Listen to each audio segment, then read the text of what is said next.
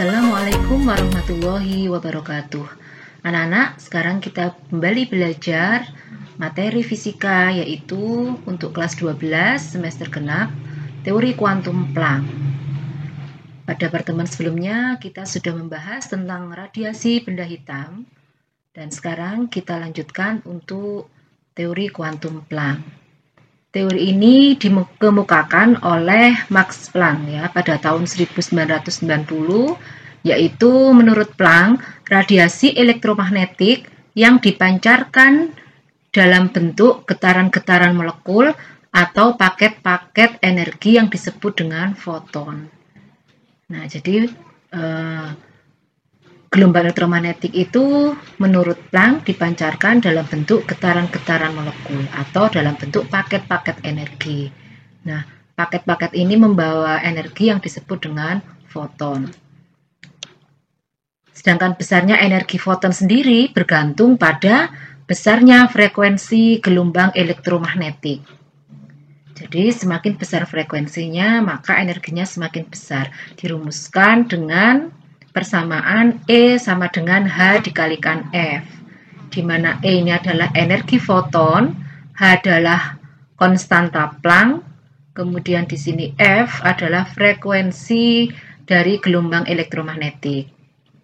Untuk frekuensi sendiri bisa diuraikan, besarnya adalah C per lambda, di mana C ini adalah cepat rambat cahaya pada ruang hampa atau cepat rambat gelombang elektromagnetik. Kemudian lambda adalah panjang gelombang, sehingga persamaannya menjadi E sama dengan Hc per lambda. F-nya ini diganti dengan C per lambda.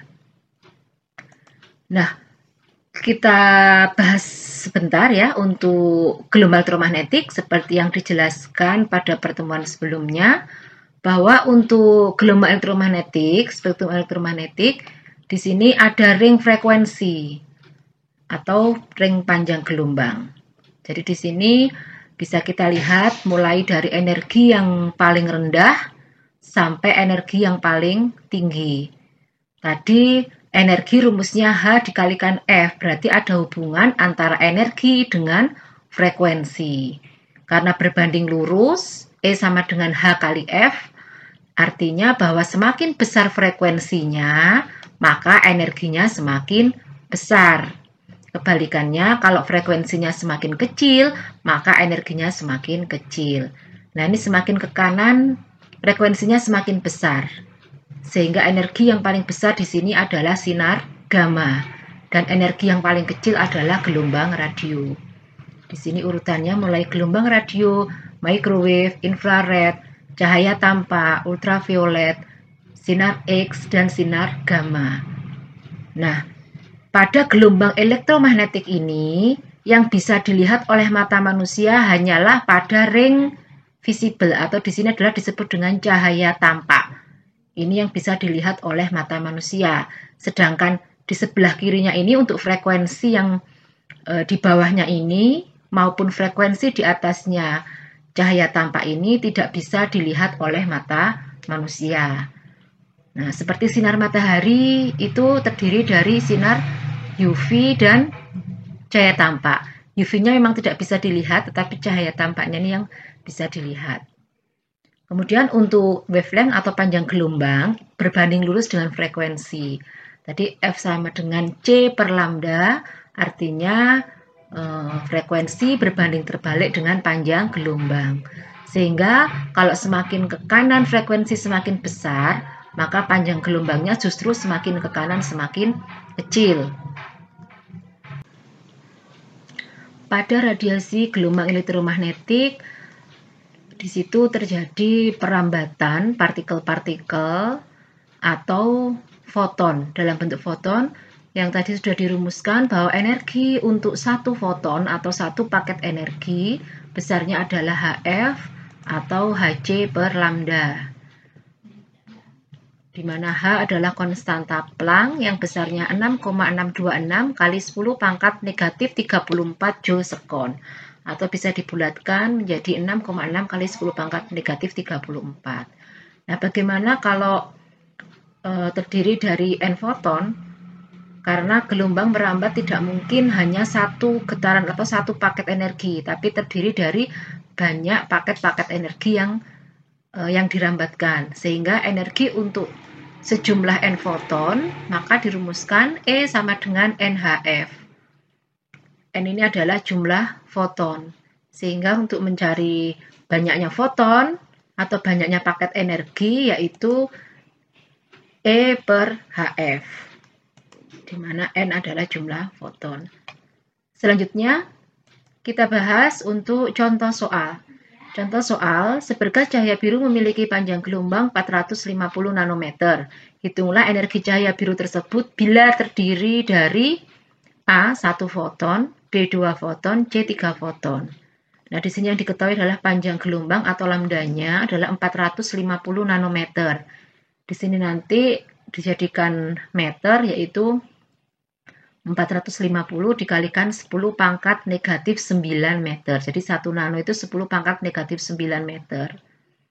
Nah, untuk energi yang ditanyakan, maka E sama dengan NHF, ini rumus umum.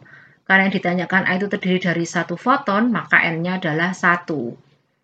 Kemudian F-nya adalah C per lambda, sehingga didapatkan E sama dengan dimasukkan N-nya 1, hanya adalah 6,6 kali 10 pangkat negatif 34. Mohon maaf, ini 10 pangkat negatif 34, dikalikan C adalah 3 kali 10 pangkat 8, per lambdanya 450 kali 10 pangkat negatif 9. Sehingga didapatkan nilai E sama dengan 4,4 dikali 10 pangkat negatif 19 Joule sekon. Apabila satuannya dikonversi ke elektron volt, maka dibagi dengan 1,6 kali 10 pangkat negatif 19. Tuh ya, jadi 1 elektron volt itu adalah 1,6 kali 10 pangkat min 19 Joule sekon. Sehingga 4,4 kali 10 pangkat min 19 dibagi dengan 1,6 kali 10 pangkat min 19, hasilnya adalah 2,8 elektron volt. Nah, untuk yang B, karena terdiri dari 2 foton, maka E sama dengan 2 kali Hc per lambda. N-nya ini adalah 2, sedangkan Hc per lambda tadi nilainya adalah 2,8 elektron volt, maka energi untuk 2 foton adalah 5,6 elektron volt. Sedangkan untuk 3 foton, maka E sama dengan 3 dikalikan 2,8, yaitu 8,4 elektron volt. Contoh soal yang kedua, berapa panjang gelombang sebuah radiasi yang memiliki energi 3,05 kali 10 pangkat min 19 Joule. Jadi di sini yang diketahui itu adalah energinya, yang ditanyakan adalah panjang gelombang. Maka untuk jawabannya yaitu E sama dengan Hc per lambda, maka energinya nilainya dimasukkan yaitu 3,05 kali 10 pangkat min 19 sama dengan Hc per lambda, hanya adalah 6,6 kali 10 pangkat min 34, C-nya 3 kali 10 pangkat 8 per lambda.